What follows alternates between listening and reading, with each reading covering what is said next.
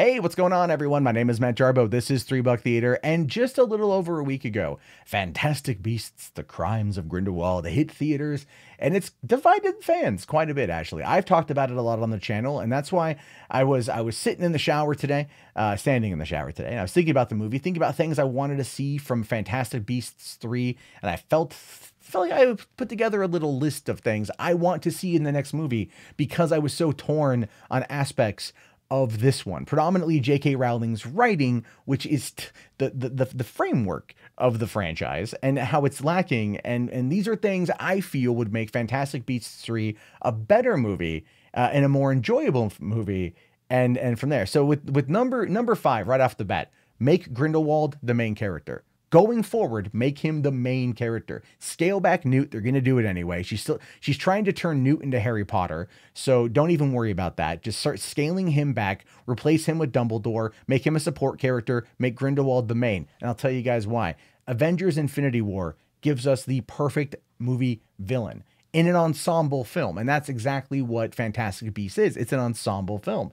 So you've got to have a good villain, a good character to love to hate, and Johnny Depp's Grindelwald did a fantastic job in the film. In fact, out of all the highlights of the movie, of all the highlights of the film, that's the one people still hold on to, that and Dumbledore, right? But you want to make Gellert the bad guy, you make the main character, but we want to see it from his perspective, because we never got that with Voldemort. We just understood fascism. Here he's talking about fascism, but we get to see it. We get to see him building his army. Keep in mind that the second movie was in 1927, and according to JK Rowling's own lore, Dumbledore doesn't beat him for another 20 years, till the 1940s.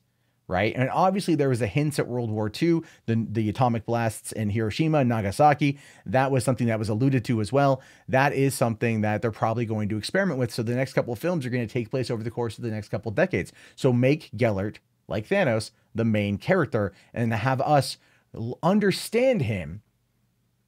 Have us understand him, but still hate him. And I think you will find yourself with a much more compelling story.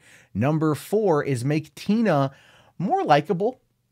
Tina Goldstein is just a terrible character. She really is. That's why she's barely in the second movie. I know she's the love interest to Newt, and there was that nice sweet scene in the library when they're talking and they're trying to figure each other out. But both performances, like her performance is very wooden. Catherine Watterson's performance of Tina Goldstein is very, very, very wooden, right? Even Queenie, Alison Sudol, did a better job, right? Queenie was a better performed character and had more character depth, and more things to do in the movie than Tina did. The leading lady in this franchise, right? Seriously, the leading lady in this franchise had very little to do. She got captured halfway through the film. By the end, she's still trying to come to terms with her, her feelings towards Newt. She keeps calling him Mr. Scamander. I mean, she was barely in the movie. And even in the first film, she was so wooden and relatively unlikable. You need to make her likable. And it's not that Catherine Watterson isn't a likable actress. You just need to make Tina's character better. You know what I mean? It doesn't work. If they're trying to make her the pro-feminist, pro-women's rights movement situation, or that type of character, where we've never seen inequality in the wizarding world, considering that the president of the US side of things is a female, then inequality really wouldn't be much of an issue. Really, if there is, they haven't explored it at all yet. Women in the United States got the right to vote 7 years earlier by the time we get to this movie. So there's that. But if she's that type of character, that type of archetype, she's failing miserably. She's just failing miserably.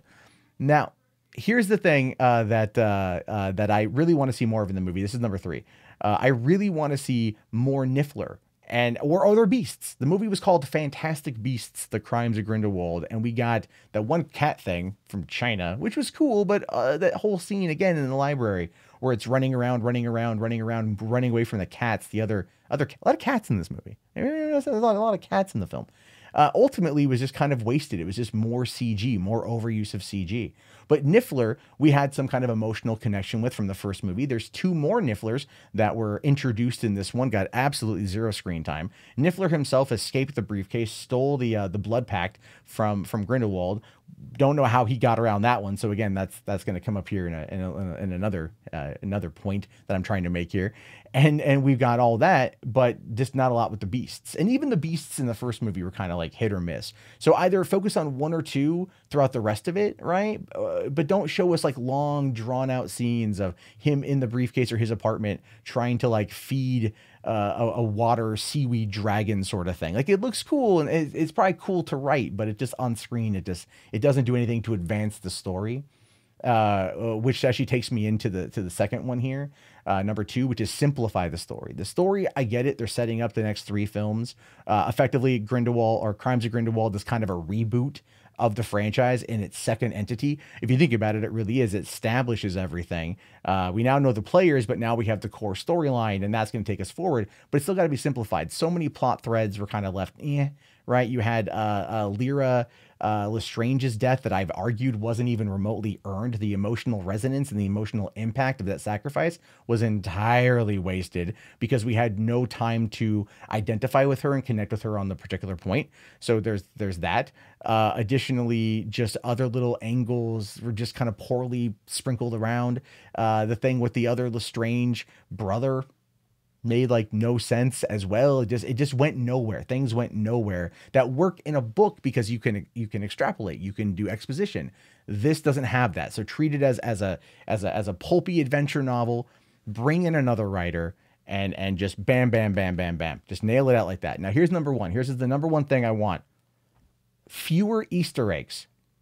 Fewer Easter eggs. Nicholas Flamel did not need to be in this movie. He did not need to be there. Wasn't bad, had a cool moment, but at the same time, it was like such an Easter egg. And then also the Sorcerer's Stone was there inside the house. That was a cool little Easter egg, right? It was pretty prominent in your face. I still missed it the first time around, but anyway, you know, there's other little avenues as well, like McGonagall when they're at Hogwarts, even though it broke canon because the movie took place literally 8 years before she was legitimately born, according to JK Rowling's own writing. So you got all these little Easter eggs, all these little nods, all these little throwbacks. They become distracting. It's like I said with Ghostbusters 2016. The movie stops dead in its tracks every 15 minutes to pull nostalgia out of its ass and cram it down your throat. Knock it off. Treat the story as, yes, a prequel series to Harry Potter, but treat it as its own thing. Things that you can hint, sure, but don't do it as often. Don't sit there and get the people to watch go, oh, that's the reference. I get the reference. Stop it. Just tell a story. Add it in if you can, but tell a story where make that the primary key thing you do. And those are just 5 things I want to see in the next Fantastic Beasts movie because the series has potential, has a lot of potential, and I am emotionally invested into it. I will argue, and I am wanting to see what happens next. And I am going to go see it over the course of the next 6 years, obviously. But I have concerns with the story. I have concerns with some of the actors, some of the characters, and these are things I feel would make for a much better film. At least to help kind of course correct the franchise to make it fun and not just, oh, this is what JK Rowling woke up one morning and decided to put down on paper. But anyway, I leave it to you. What are your guys' thoughts on this? I am curious to know. Do you think that any of these points are good? They're bad? Do you feel that you have other ones you like to put out there? Other points that I missed that you want to make? Good or bad? Go ahead and let me know down in the comments section. Or if you don't really feel like writing it out, you can always call in. We have a voicemail line open 24/7. It's 818-350-3281. That is 818-350-3281. And I do look at that all the time, and those will be in the call-in. So if you have any comments or concerns on that one, by all means, toss it in. If not, toss up a like anyway, and I'll talk to you all later. Have yourself a fantastic day, and peace out.